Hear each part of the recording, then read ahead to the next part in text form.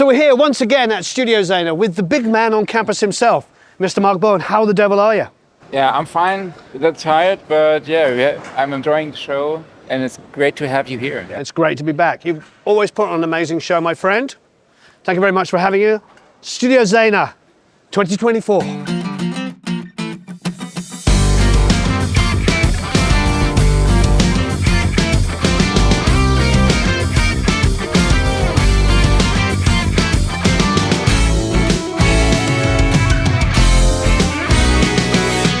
So we're here on day 2 at Studioszene with Dirk from Tascam. How the devil are you? Nice to meet you.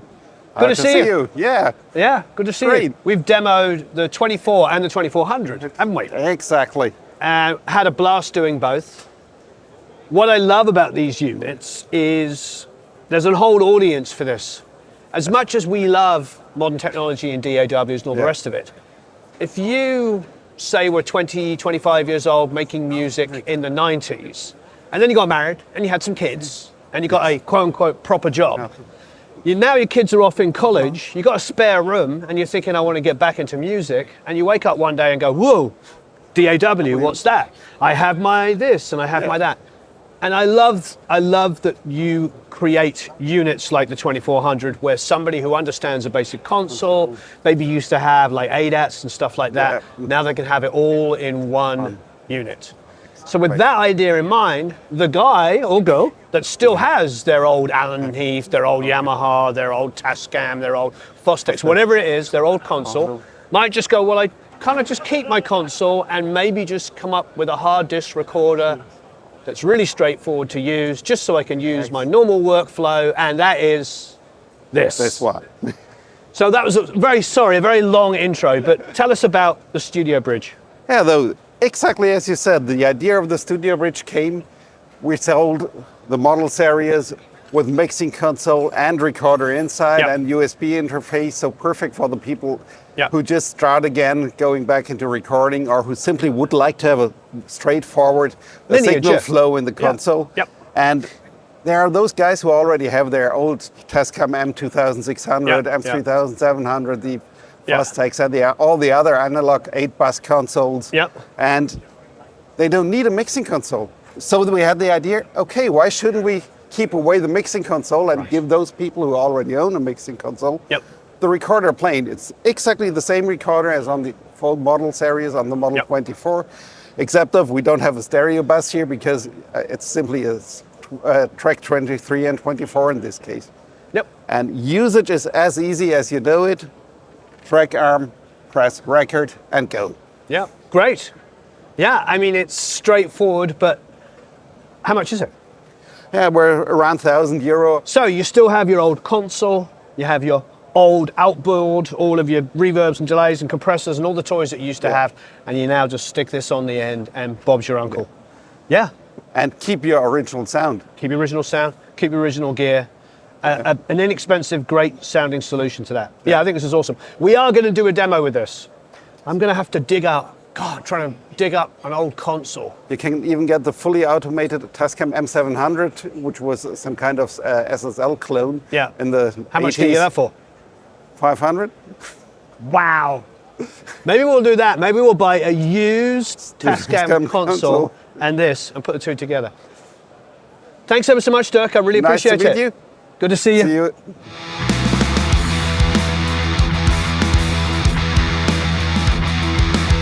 Hi, my name is Bronte. My favorite thing here, well, first of all, is the free coffee, because I'm a sucker for coffee. But I've made so many great connections. There's literally everything here. There's microphones, in-ear monitoring systems. I've had people tell me about their cool new interfaces and stuff. And then I had more coffee. So, love that.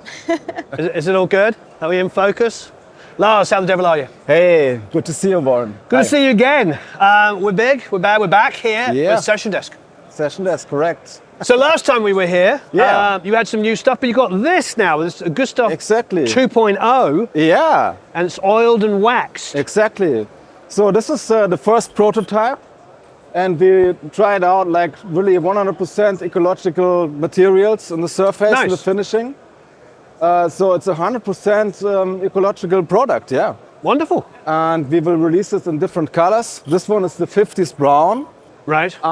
It will be also in 60s brown released, which will be more going in the direction more orange. Yeah. We will have it in 80s gray Yeah. and in 70s white and 90s black as we had before. 80s grey. 80s gray, yeah. So, and this the oiled and waxed edition we will release shortly. Yep. Yeah. Will Beautiful. be out within like 3 or 4 weeks from now. Great.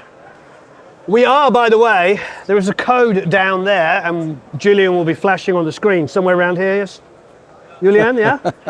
And we're going to do a 10 down, so it's 10DAWN, and you'll get a 10% discount. So when you go to check out for buying a SessionDesk. What else have you got? Well, we have new speaker stands. Oh, lovely, yeah. So this is the stand up. We have it in 2 different sizes. 1.7 meters. Yeah, And this one is block-occupied, so a bit more down. yeah, For, depends if you have the speakers like this or Yeah. up. They're simple stands. They're really quite affordable. They're around like $200. okay. So this is your first desk, yeah? Yeah, this is the modular system. This is how everything started in the B9 studio in Frankfurt, you know? It's a B, it's a 9, and it's an S for studio. Ah, So, and I made this only for me, you know? Yeah. Like 12 years ago. nice. And then the first colleague came like, hey, what is it? And I was like, yeah, I was building a desk, but I'm not sure if I will grow or not. So this can expand. You have modules. You can put the rack out, you can put the tabletop in, you can put the next section over here. Great. You can put a trapeze tabletop section in the middle. Great. So you have the same shape of the Gustav. Nice. And yeah, so this is more the simple version coming out of the modular system. You know, I mean, this Very is smart. a padded leather edge and so on. So you can start with just one side, yeah? Just this single Yeah, side. this would be the solo. The solo, Here yeah. we have the duo. If Yeah. you put another one, it's the trio. Yeah. If you put the trapeze in the middle, it's Yeah. the trapeze. Yeah, great. Yeah. Very, very smart. So this is the concept. It's a really cool idea. Really cool idea. Manuel, how the devil are you? You good? Yeah, I'm Good fine, to see mate. you. How are you? I'm good. I'm good. It's always great Back to be in Hamburg again. I know, back in Hamburg. What have you got that's new? Yeah, let us begin with some interesting DI boxes from AEA. We do love AEA. I'm grabbing the other one because Yeah. I'm going to put it Yeah. in there. Hey, come on. No, we love it. We do love AEA. Yeah. Wes was such a wonderful guy, and I'm glad that Julie, who's taken over the company, is also kicking butt. So Yeah. And she's a guitar player, so she needs a DI box, of I have course. not had that conversation with her yet. I didn't know that. Yeah. Shout out to you, Julie. You're awesome. Yeah. So And- tell us about it. What's special about these, apart from the fact that, of course, they're made by AE, so they weigh a lot. They're really well made. All made in Pasadena, like everything from AEA. Yep. And you can screw these in a rack, so when you have 3 Side by side, side by even side. back to front. Yeah. Yeah. So you have a full rack full of DI boxes. Perfect sounding DI boxes. When you take it in your hand, you know it just feels good, and it's a great sounding device. So And this is a single one here. it's just a single one, yeah. This is really cool looking. So You what do know, got here? you know the preamps of I do know the AEA? preamps, yeah. So these are fantastic for drums, for example. Yep. They have 85 dB of gain, so it's perfect for your Ribbon ribbon mics. mics. Yep. And you also have the 500 version of that. So Lovely. it's a very good way to have it in a handy box like this. Great. So Telefunken, you said, have some new stuff. Yes, we have a fantastic new microphone, the TF17. It's a fat microphone with 47 capsule inside. Okay. So it's quite affordable, starting at 1,000 euros roundabout, and it's very expensive sounding. If you want to have ear, Yeah. Let's have a listen. take an ear. 1, 2, 3, 4, 1, 2, 3, 4, 5, 6, 7, 8, 9, 10. Yeah, it does sound great. It's quite mid-range forward, isn't it? Yeah. A lot of mid-range impact. Yeah. Yeah. Very warm sounding. And, Yeah. But the mids are pretty pronounced. Yes. Not aggressively, but quite forward. Yes. Which, to be honest, I'm probably going to sacrilege to say, I don't usually like 47 fets on vocals very much. Yeah. It's not my I've got a 47, I'd rather just use that. Yeah. But, they tend to get used as a utility mic kick drum outside, bass guitars, and just utility, just kind of flying around the place. This one has a little bit more mid, so I think I might actually get more use out of it. There's the Decca up here, There's a Decca up there, A much maligned, ignored device. But rather useful, to say the least. So if you bought something like that, you could have a permanent setup. Yes. Or at least have the clips ready to go on there, and you flip them out and put them up there. We were at Air Studios a few years ago, and they were doing a full orchestra there with a choir, with timpani, the whole shebang. So all these incredible musicians playing off of each other. And I was in the room, and I said, "What are we hearing?" And like, well, you know, there's all the mics here, accent mics, ambient mics, whatever. But they were all like here. And full blast. Main mix was just a Decca. And when you're working with orchestral musicians, they're so good at playing together and balancing that the Decca can be your 90% of your mix. And then if you just want to just tuck up a bit of a violin or here or there, you can do it independently. But yeah, you're right. They're very much maligned. People forget about them, but they can be, in the right circumstances, like the best solution. So I understand that it's more sexy to buy a new microphone. But sometimes these tools help you to get on another level. So now I want to get one now. Now he's saying all this. We can organize something. Okay, did you hear that? All right, let's go over and check out this new AEA mic.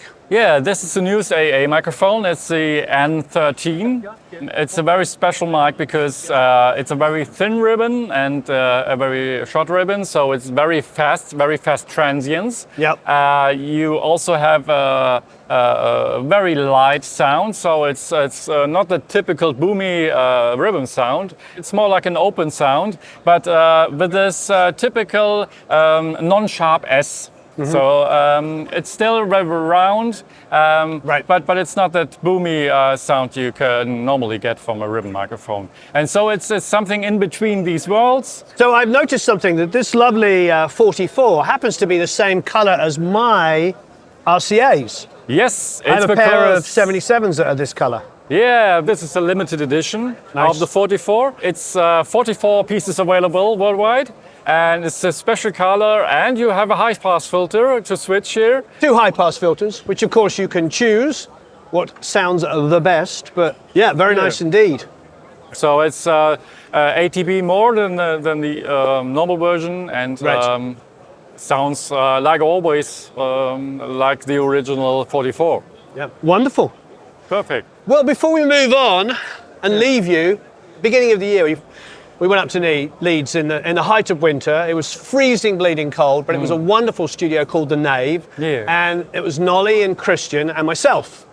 And we did a kind of drum shootout. This is one of Nolly's favorite drum recording studios.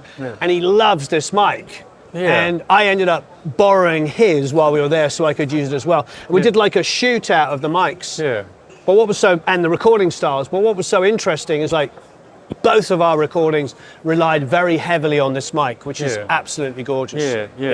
Because the 88 is a legend for me. It's the one mic you can take away from me. You can take away every mic from me, but this I will fight for, because you can do everything with it. So you can use one side and record like a normal ribbon microphone. So for all the people who don't know, it's a stereo ribbon microphone and Bloomline. So you can catch the whole room, and you can do strings with it. You can do acoustic guitar. It's fantastic for acoustic guitar. And Christian loves it as well, because I know he has one. And so does Nolly. They're amazing. Well, thanks very much, Manuel. I really appreciate it. Thank you. Have a good time. So what I truly liked about the Studioszene this year is obviously the master classes, because you can get condensed knowledge, in such a short time. For me personally, have started with producing some time ago. Now I'm here and I have the possibility to ask directly and learn from the best what makes the difference. Often when working alone, it's difficult because you don't know where to start. And now here you have all the lessons, all the master classes, and the direct possibility to connect and exchange. The great thing here about Studioszene is that you're going to meet actually the developers of the studio equipment. And if you're more a nerd, you can talk about things you would never see in a printout catalog or on a website of a big sales house of audio equipment. And you can give the people also input and what you like to have. Studioszene is special. You can talk to companies, bring in your own ideas, get feedback on their stuff. It's very good. It's nice for networking as well. It's great. Florian, how are you? Are you I'm good? fine. How are you? I'm good. We're here at Schoeps. I think we saw you last year, didn't we? Yes, we saw last year and last time at IES, of course. Ah, yes. Good job. Now, you have a new digital mic you want to tell us about? Yes, we have a digital amplifier for our modular Colette series, which is on display here, on demo here. And we additionally have our well-known blue shotgun capsule also now for the modular Colette series. So that's the whole thing, the modular digital amplifier plus the new shotgun microphone. Amazing. And we put quite some features into the digital microphone actually. So with the Schoeps remote app we can control the settings of the CMD42. Things like the digital gain, of course, a low cut. You can also control the analog pad inside of the microphone. We do have also different channel configurations. You can send out 2 different channels over IS42. You can do the up mix. We have a peak limiter built in, different filters for different capsules of the Colette series. Yeah, that's it. And then you choose your microphone and play back the settings. How are you doing it? Is it a Bluetooth control? No, no Bluetooth. Through the Wi-Fi? How are you? No, acoustically. So the microphone, of course, is listening all the time. And now it's indicating with the green LED blinking that the new settings are accepted. Oh, wow. So that's the way how this works. Okay. And that's not Bluetooth between the two? No, Bluetooth, just acoustically. The microphone is listening all the time. It's recognizing that's the new setting, and that's why. That's super smart. Yes. Florian was saying, you know, of our audience who would be interested in this, what's very interesting is being in LA, half of the people I know there work in film and TV on location sound, in post-production and stuff like that, and are also engineers as well. So this speaks to a lot of people. Also, we used to use a lot of these, talking about records we're making for overheads in Indiana. We're making albums there. Really? Yeah, because these are so true and so accurate. And if you want a beautiful stereo image of a drum kit, just put up a pair of Schoeps overheads and they are superb, absolutely superb. That's a little secret that many people know, but yeah. So what else have you got? This, you were telling me about Alan's bought a pair, you said, Alan Myson? Yes, that's our V4. Yeah. Yeah. It actually is also a small diaphragm microphone like all of our microphones, but it has an acoustic ring around it, around the capsule, and then you get some characteristics of a large diaphragm microphone. Just in case you didn't realize, there's this extra adjustment here, so you get it. It must be really, really good on close mic drums and congas and, you know, percussion elements. So it comes really in handy if you have a little bit too sharp S's, you just go there and adjust it a little bit and then you're good to go. Stereo on piano must be gorgeous as well. Yes. And just getting that, because tiny adjustments like that on a piano can make a huge difference. Yeah. What is that?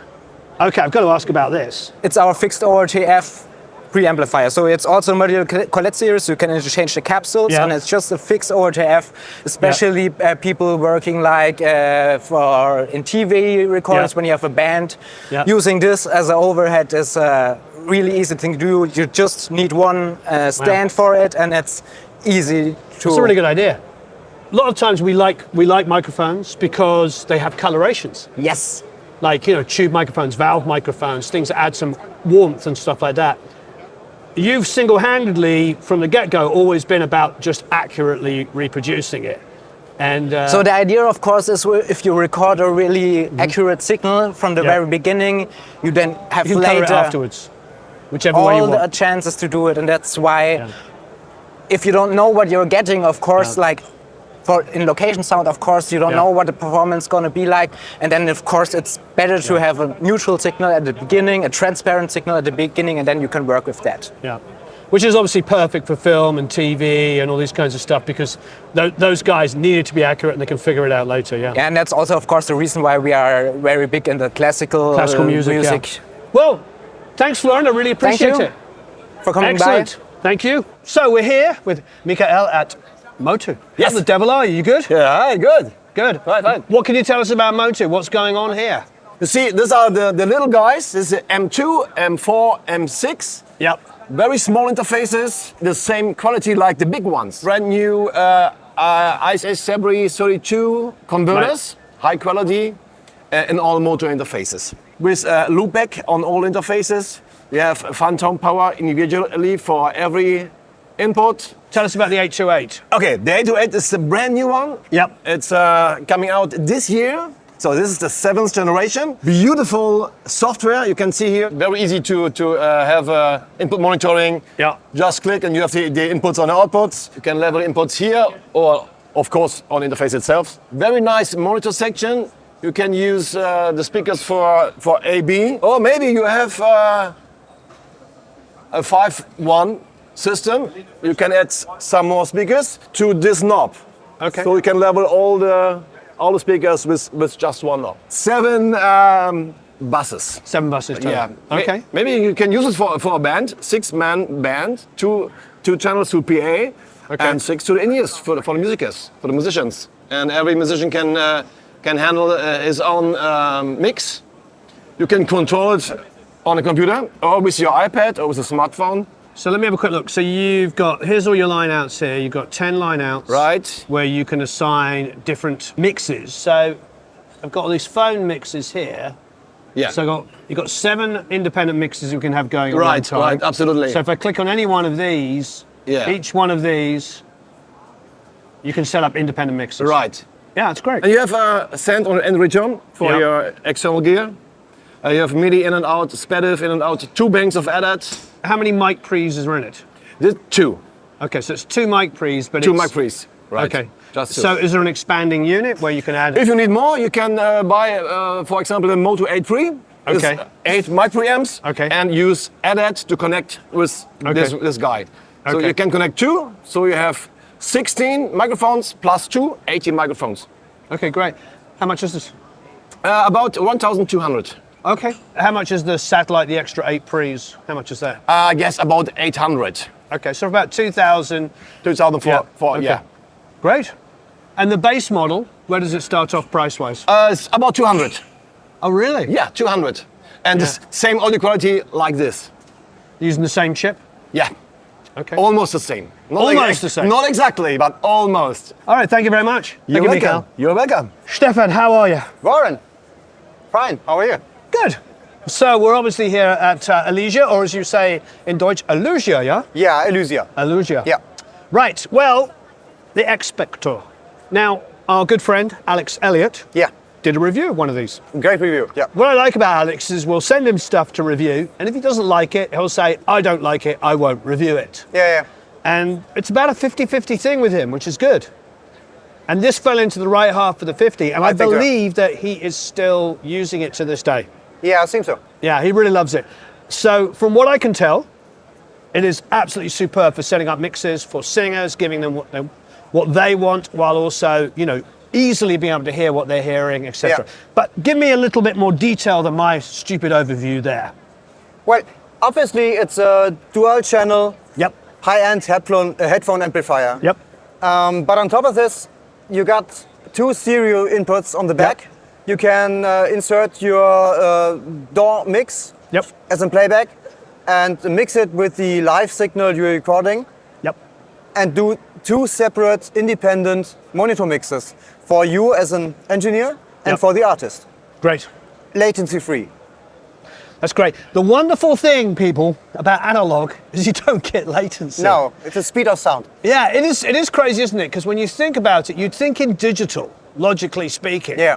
Because it's so wonderful and advanced. Yeah. That would be the zero latency thing, No. wouldn't you? Except for all these wires and transformers and resistors and capacitors. But apparently it's the other way around. So give us a little bit of a breakdown on what features it has. Well, as I said, you got 2 independent sides. Yep. For the engineer and the artist. The engineer side is providing a mode switch where you can switch between stereo mode or mid mode, side signal, left signal, right signal, mono. Right, that's what I was thinking to about. Control the exact types of your signal, the components of your signal you want to hear. Great. And on the artist side, you got a high shelf EQ and a low shelf EQ just to sculpt your signal any way you like it. That's going to affect the overall sound of the vocal and the track that they're hearing. Okay, yeah. That makes perfect sense. And then what else have we got here? This is the controller for the direct signal. So this would be the live input. Yep. For example, the preamp input you're singing into. And this is the controller for the DAW part of your signal. So this would be the playback. Right. And you can do independent mixes for you as an artist or you as an engineer. Great. Absolutely superb. So, have you had people using hardware on the way in? Meaning, vocal mic. Yep. Oh, by the way, I love that AE. These are great know you mics. like it. Huge fan of this mic. Great mic. So let's just say went from this beautiful AEA mic into a mic preamp, then into a compressor, then going into this. So there's no latency. So all of your compression, maybe even EQ, high passing, etc., is done into that. Exactly. Then going into the DAW. Yeah. Yeah, that's how I would use it. Because obviously, if you come back out of the DAW into this, it's going to add Latency all kinds again. of latency. If you put plugins, Exactly. So yeah, I mean, to me, it screams high end, high quality. It's got it's an Elysia product, so I know it's going to sound superb. Yeah. Question is, it's really amazing. Does all these things, very compact. How much is it? Yeah, small car, I think. No. You get it, the standard price would be 1,099 euros. Right. Okay. Which is about the same in dollars, isn't it? Yeah, I think so. Yeah, the exchange rate's pretty similar. So it's not so expensive. Yeah. If you realize what you're getting of it. Yeah. Because if your artist feels well with his monitor signal, he will do a much better performance than if he has I issues. talk about all the time. You're hitting the nail on the head. The headphone mix, the headphone mix, the headphone mix. It is so important. Yeah. And on top of it, it's a pristine, excellent high-end headphone amp. So even in the mixing process, you benefit from the pure sound of the headphone amp. Yeah. Wonderful. Stefan, thank you very much. I thank you. You rock. So, my friend. Yeah. Have you seen anything exciting? Absolutely. I mean, did you check out Roger Schultz stuff over there? Oh, no, I haven't. On the corner, he's doing this like really cool tube distortion box. Ooh, where is he? Let's find him. Yeah. See how this works, people? I ask Golf and he immediately tells me something I haven't seen. The fine gentleman with the glasses there. Hi, I'm Warren. Yeah, nice to meet you. So what do you have? Ulf's just like, first thing I asked him, I said, have you seen anything exciting? And he went, yes. You're the first thing. This is a mono-channel crazy tube crusher. I love the way it looks. And you have like saturation in 3 different frequency stages. Yep. So you have the top end, middle, and bottom, and then also how much you want to distort the crap out of it. Right. What do we got something running through it? Yeah, it's not subtle. It's not subtle? It's anything else.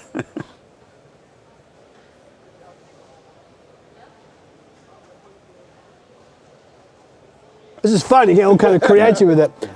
The first thing I did was overload the low end a little bit too much. So I took the actual low end off and then just kind of had some fun with the mid-range. And then, yeah, it's fun. And I think you're coming out with a rack unit in, it's a stereo unit. So in the spring.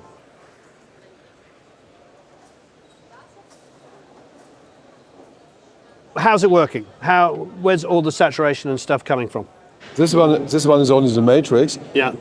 And the matrix are mid and side signal. Yeah. And I put the mid signal to the distortion unit. I see. Go back to the insert point. And this insert point 1.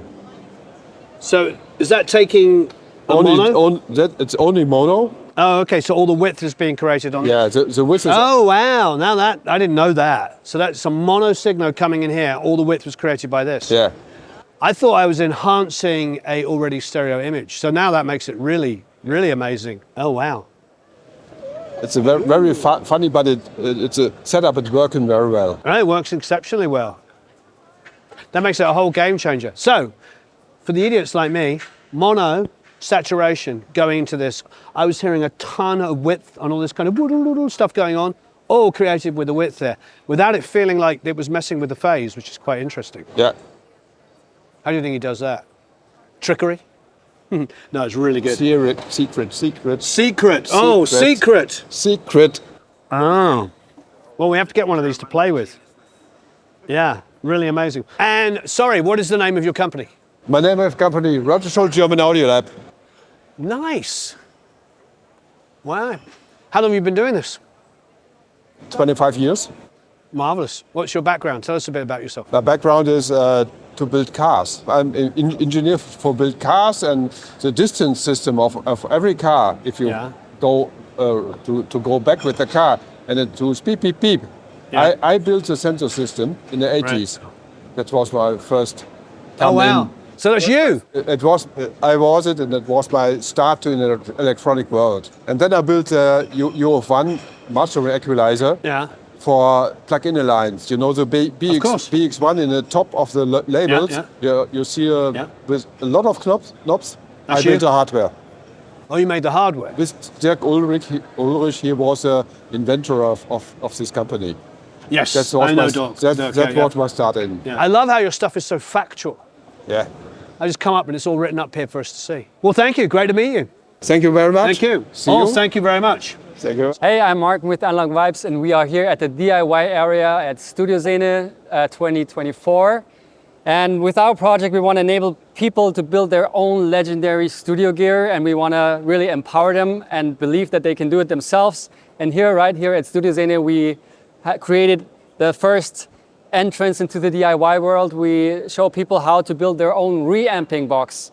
A reamping box, basically, you can't just take the signal out from your DAW because of the impedance.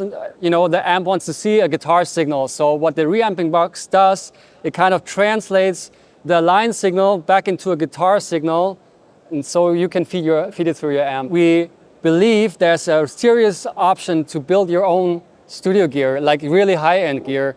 And for most people, it seems really complicated. So we thought a simple project like a reamping box that only has 3 knobs, you know, like we have a balls knob that is basically an impedance knob. We have a tone knob and volume. It's a really simple project people can do in 30, 40 minutes. And I believe that's a good way, you know, to find your way into the DIY world. And we just wanted to show this option here at Studioszene. You want to build a reamping box, Warren? No, because I'm awful at soldering. I have no problem admitting that I like every kid I soldered. I built radios. It has a balls control and it has a tone control. It's has a balls control. Hey now. No, it's actually just impedance control, but you know. Just sneak one in your pocket when you were. No, my phone. Because it really shapes the tone, you know, apart from the actual tone control. So that's we call it balls because the signal gets fatter if you turn it, you know, and twist it in a certain direction. How much do these cost to buy? 60 euros. It's really actually cheap and a project you can do within 30 minutes. And Except if it was me, it'd probably be an hour and a half. But yeah. Well, I don't know. I'm sure you can do it faster. But yesterday we had someone here that has I don't name the company, but he bought a really expensive one from a company and he built one. And he said, this one is much better. And he built it himself. And that's what it's all about. You know, it's like empowerment. I mean, because it does something to you if you create your own gear. Yeah. Is that a finished one? No, I'm still finished. On it. Yeah. I just started. Can we open this one up so we can have a look inside? Yeah, sure. I want to see inside. A couple of resistors, a couple of capacitors. What's this? What's that disconnected cable there? Well, this is a transformer that has different ratios and different. You know, we don't need all of them, so we just cut off the one we don't need. Look at that baby transformer there. Yeah, it's simple, you know, and a really well-known producer in Germany. Yesterday he came by and let me know the last hit album he produced with our LA2A, and he built it himself. And he never built something before at all. And he made it. And he said, your guides are so good that somebody like me could do it. It's painting by numbers. And that's what I was trying to say, you know. Like the 176, for example, we just launched it 2 days ago. You can't find a 176. We have studios from LA, for example, that they buy the kit. It's a complete kit, and they buy. How much is the kit? 2,400. Now 2,500. Euros. But it's a 176. It's no corners cut. Like the thing was for me the challenge to rebuild the 176 from scratch to make it available again. There's no corners cut. This is a 176. Oh, it's amazing. How do you get the chassis though? That must be the most. Manufacture them. Yeah, that must be the most difficult thing to do. For me personally, we have like lots of production out there. Nice. Like chassis is not the problem. Transformers. Yeah, it's usually transformers and chassis the most expensive thing. The switches are made from the same supplier that supplies Neve. It's Bloor Edwards in the UK. All the components and switches. Good. But a lot of work, a lot of love for detail in there. And for me, Beautiful. you know, it's only a passion thing, actually. You know, Lucas just finished his first reamping box ever. Congratulations, Lucas! Thank you. Yeah, enjoy. Thanks.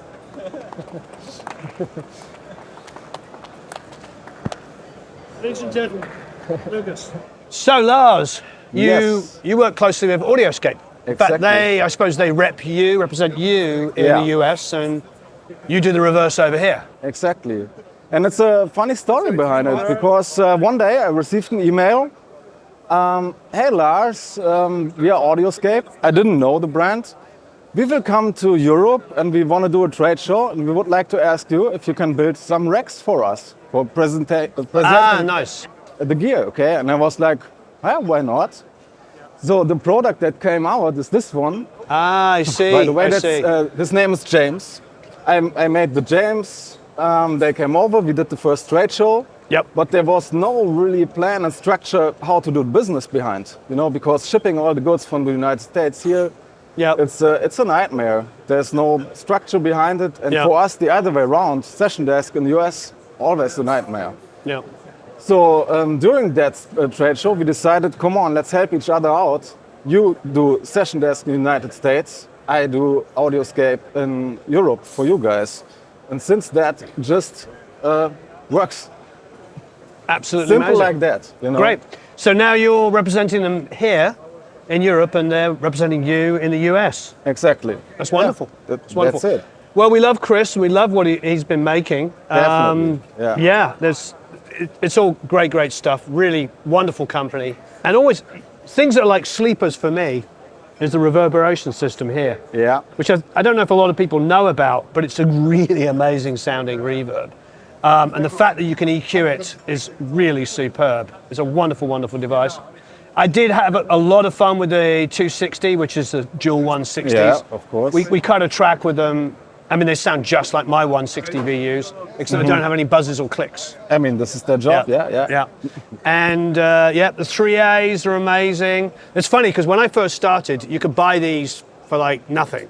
Nobody cared. Okay. Back in the 90s, this was like not a cool thing at all. Yeah. But once people realized that this is kind of the sound of so much great electric guitars from like the late 70s in particular, mid-late 70s, that kind of like spanky ba-bam kind of sound, it's these. And they're so easy to use because fixed threshold. You want more compression? Turn it up. Yeah. It's so dumb, just like an 1176. And then of course doing an 1178 was a big deal. Again, I remember when I first started, people hated these. Really? And now everybody realizes I can't imagine, that they sound absolutely superb. Great on room mics, stereo room mics. Possibly the best sounding compressor for stereo room mics. So, yeah, it's great. Did you also have to check out the RCA? Check out that one? The ASA, as they're calling it here. Yeah. Yeah, absolutely beautiful. And it's also if you don't have a heating system, just buy two of them, Yeah. Well, I don't know if you know, but there's how many tubes is in it? Like 9? There's a lot of tubes, yeah. No. And the thing about Chris's stuff, Audioscape stuff, is that they hunt down NOS, new old stock. Yes. So the tubes that are in this are going to be spec to the original tubes that they've found. Yeah, it's pretty amazing. This is the real deal. Yeah, it is. And then at a fraction of the cost. And because it's new, it doesn't buzz and click and all that kind of stuff. True.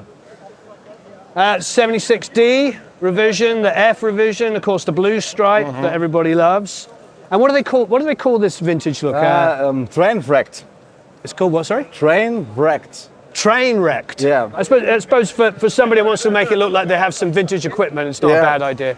But I just want the sound.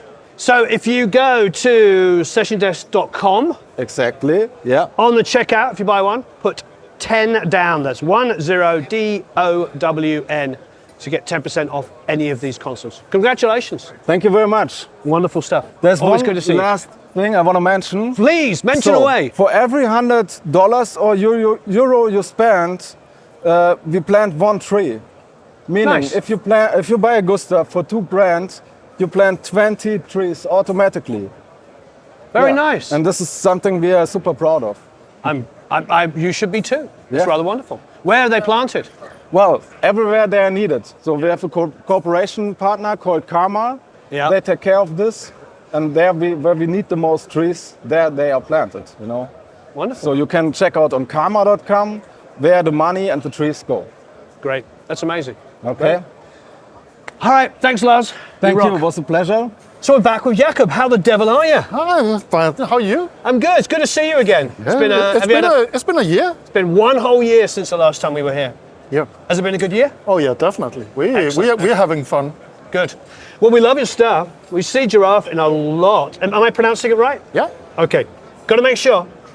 A lot of mastering studios love your stuff. Yeah. And a lot of high-end studios in general. Do you have anything new you want to tell us about, or? Yeah, traditionally we did the stereo stuff for like mastering, mixing, and one set of controls so you don't have to match stuff. But now we are moving into like recording channel for vocals. Wonderful. Which means we have now a mono thing, so it's not for the stereo people. This is actually for the recording and for the artists. Wonderful. So tell us a little bit about it. I see it's kind of a dish of all our main units. It's the G10 compressor, the G9 microphone preamplifier, a single band of the G21 clipper, and then the linear tilt EQ from our G23 unit. So it's like it's a complete recording channel that is optimized for vocal use. Great. We didn't do anything for anything else than I don't know, I can see this on guitars too. but I'm looking at it going, this could be amazing on guitars as well as vocals. Yeah, we have an instrument input also. Nice. Mainly for the bass guitars. I was about to say, yeah. But Dave Jordan always used to say to me, he goes, I record vocals and bass guitar the same way. Yeah. It's getting really popular, and I just got told we are nominated for a Tech Award for the NAMM show. Yep. And I'm so much hoping to get my first Tech Award. I wanted one since I was a kid. Yeah? I have a Tech Award. You have a Tech Award? I won one of these. I did. We got one. We only applied one time. We won it for audio education. Yeah. Yeah. Okay. You should. Yeah. Yeah. Of course. Didn't design any equipment. No. Audio education. No, that's absolutely amazing. Well, when does the voting open for that? I think it's sometime in November. Okay. I will make sure to let me know so we can let our followers know. We're big fans of yours. All right. So now we're back to the wonderful world of stereo. And this is our traditional units. It's more or less what this is built from. The G10 variable mu compressor that we have done for like 20 years now. Lovely. And the stereo compressor that is split into dual mono, because the people wanted to record with it. And once it's split into dual mono, you can also put it into MS. And but they are identical compressors. So this is just possible to split into dual mono and MS. Then we have the two EQs, the traditional parallel passive EQ. That's a traditional, inductor capacitor EQ. And then we have the linear tilt that we also had on the recording channel, where the speciality here is actually we have a completely straight line with tilt over the whole audio spectrum. So, treat me like an idiot, because I am. How does this work exactly, the linear tilt? The thing is, a normal tilt is just a bass on a treble control that goes, you save a knob. On the other hand, you need a rotation point, because where the bass and the treble, where they cross over, means something for how the functionality is. Yeah. When you have a straight line that you're tilting like a seesaw over the entire range, you don't need a rotation point. It's a universal function, because having a different rotation point would just mean a different gain, not a different transfer function. Okay. So we save the rotation point and we get a universal brighter or darker function. A byproduct of this is the phase roll you associate with EQs gets stretched out over 8 octaves, so you won't perceive it as, you can do a lot of this without perceiving it as being EQ'd. It will be brighter or darker, but subjectively invisible. I like what you just said, you won't perceive it as being EQ'd. This is what I talk about all the time. When people say they hear something as EQ'd, they're hearing that phase shift, aren't they? Yeah, exactly. They're hearing that kind of... They're hearing this kind of like, oh, it sounds EQ'd. Yeah. Very well said. Yeah, I totally understand what you're saying. This could be really game-changing. I've heard this many times, kind of many people that haven't. They're wonderful. These are beautiful. I love the fact you can go up to 22 here and boost it, and it's just this lovely, gentle lift on the high end. Yeah. Really gorgeous. And tubes and transformers, it's always good. I mean, it's lovely. On both this one and the 23, we added a solid-state version also. Oh, interesting. Over here, the whole signal path is solid state and op amps and servo balance. over here is only tubes and transformers. How do you feel that differs? What does it change? What's different? What does it add? You have a mix that is already like pushed, and you have a lot of overtones, and you have a lot of saturation going on already, and there's a tendency in that. You don't want to add on any more saturation. I see. And then sometimes, especially in the low and the very low frequencies, you want to get rid of the transformer or tube much that... It's interesting you should say that, because I was mixing an album I made, and I had tracked the bass on tape. I had gone through tubes and transformers, and it was huge and fat and amazing. When I came to mix it on my old SSL, I couldn't get it to sit properly. And what I had noticed, I had done my rough mixes on an API. Yeah. And the bass sounded better on the API. So I called my old friend Shelley Yackers, who one of the greatest recording engineers, and I said, I know you mixed all your records from tape on SSLs, some of these amazing records in the 80s. How did you do it? He goes, I used to have an API line amp inserted on the channel on the bass to go back through the op amps to control the low end, to tighten it up. So that's really cool. Yeah, I get what you're saying. Yeah, so it's basically to extend the usability a bit. Yeah. Really good for tightening the low end and controlling a little bit. Smart, I like that. Jakob, thank you very much. You rock. Let's move on. So we're here at Konig & Meyer with Michael Wamser. How are you? Fine. How are you? Good to see you. I'm good. We just stopped because, so growing up, there was like 3 levels of stands. There was like the entry level cheap stand you could buy, and then there was Bayer, Dynamic, and then if you really wanted the great stand, it was K&M. Konig & Meyer. I remember going to music stores and just being like, that was the ultimate one. So we saw you were here, and we just wanted to stop by and find out what you're making now. What are you doing now at Konig & Meyer? Yeah, me personally? Yeah, you personally. You're hand building them? Yeah. No. I see here we got a gooseneck. Yeah, this is a brand new model. Yeah. With XLR, completely. It's completely wired. Ah, one interesting idea. Also with a gooseneck included. We have the XLR on top. We have XLR angle plug. So it's nice and clean. That's a really good idea, especially on film and TV. Exactly. Yeah, on nice stage, you're trying to get a really good, clean look. And best of all, I was thinking to myself, why have I not seen this before? It's so obvious thing to do. Yeah, we did a lot as OEM before, but now we also have it in our catalog. Yeah. And here we have short legs, so it's not disturbing like a regular bigger footprint. Yeah. But to avoid tip over, these legs are solid. So. Oh yeah, there's some weight here. So solid legs, no tube. That's great. And can you extend this so you can get it much higher? Yeah, we have this is a fixed length. Yeah. But here, that's why we work with the gooseneck to give you. But you actually have your microphone also on top. Yeah. And then you have the options. This is really cool. With the gooseneck. Very smart. Nice and clean. Oh, I love these. Look at this. Look at that. That's pretty awesome. Oh, that's great for like under toms and stuff like that. Exactly. Yeah. Oh, that's really cool. Yep, love that. Very nice indeed. And of course. Oh yeah, the grip ones. Yeah, those are fantastic. Yeah. Easy to adjust. Also for tall guys. Yeah. Very quick and easy. Yeah. A round space with completely rubbering around. Also, there's no glue in it. Yeah. If someday the rubber breaks or so, you can just unscrew it, remove it, bring a new rubber inside, screw it again. That's it. Done. And on top, we have a plastic cover. Oh yeah. So if it's damaged or scratched sometimes, you can easily replace, and it looks like new, and you have a new stand. So it's that's wonderful. Yeah. None of the what do they call it? No planned obsolescence. Okay. Where everything is just designed to break, so you have to rebuy it. Yeah, that's wonderful. And this is a 3 adjustment here.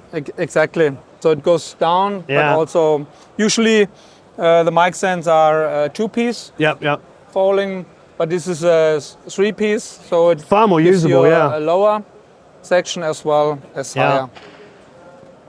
Yeah, that makes it much more versatile. So it can be my overheads, my room mics, my snare drum, everything. A really smart idea here. This is super smart. So let's just say you have all your mics lying around with the clips already attached, which actually isn't unusual. If you want to do that, you've got this little button here. Press it, boom. So this screws into your mic clip. Then mic clip and mic comes along and goes, done. Simple as that. You could change out a mic in that quickly.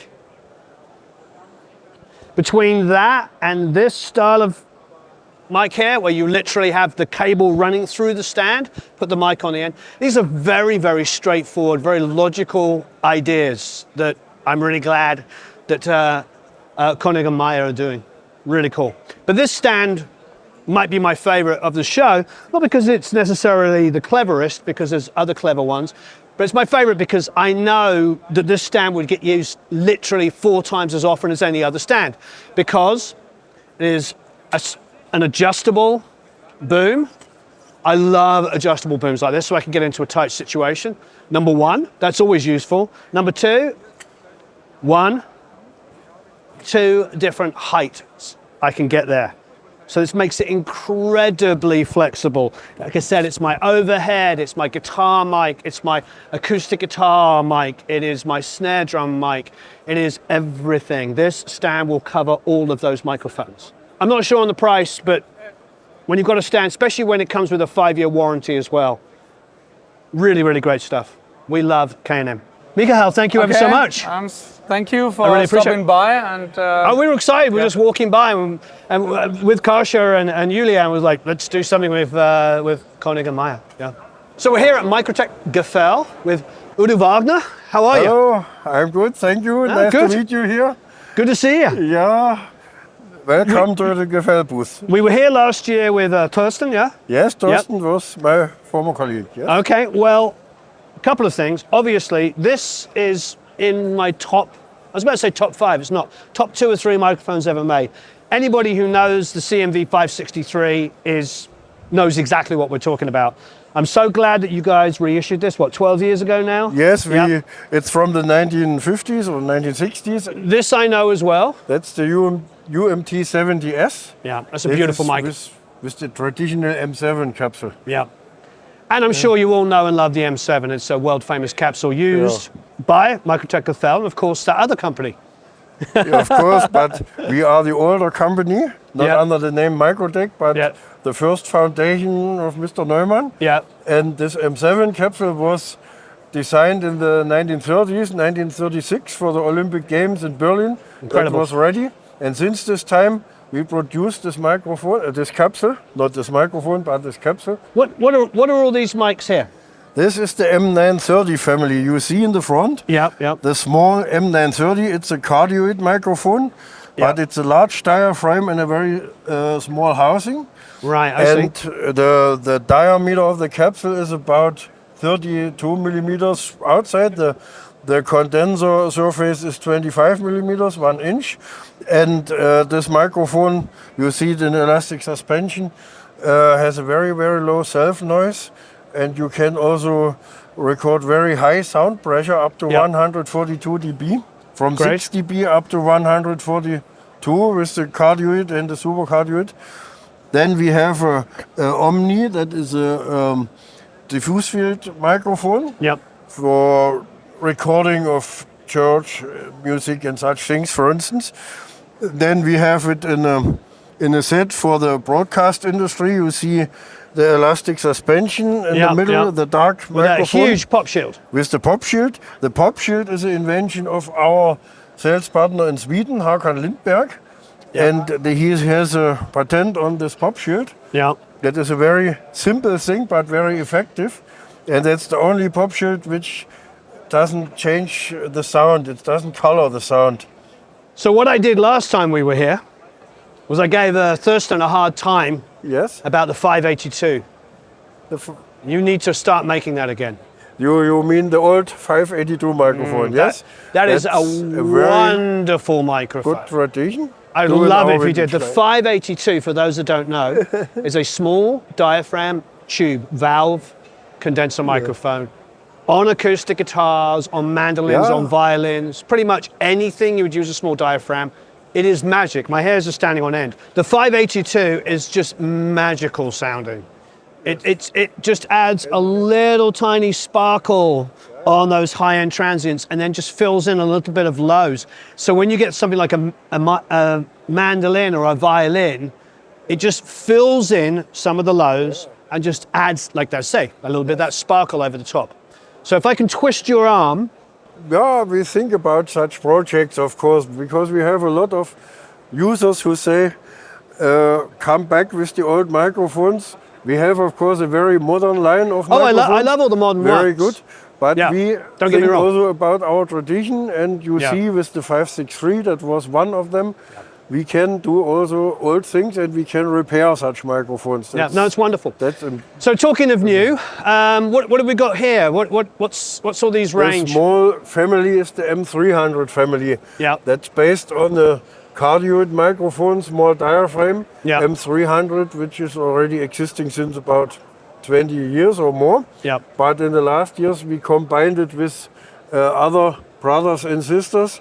We have a super cardioid, a wide cardioid, and the Omni, which you can see here. What's this?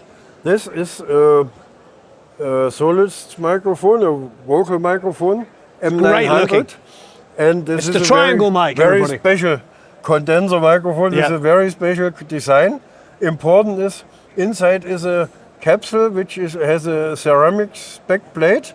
Okay. And this capsule was developed together with Russian engineers during the communist time in Moscow. And then the only thing we haven't really touched upon is, well, first of all, what are these? The new family, the new product, we have two preamplifiers. One is with a XLR connector, one is with a LEMO connector. It's very short, you see it here. Yeah.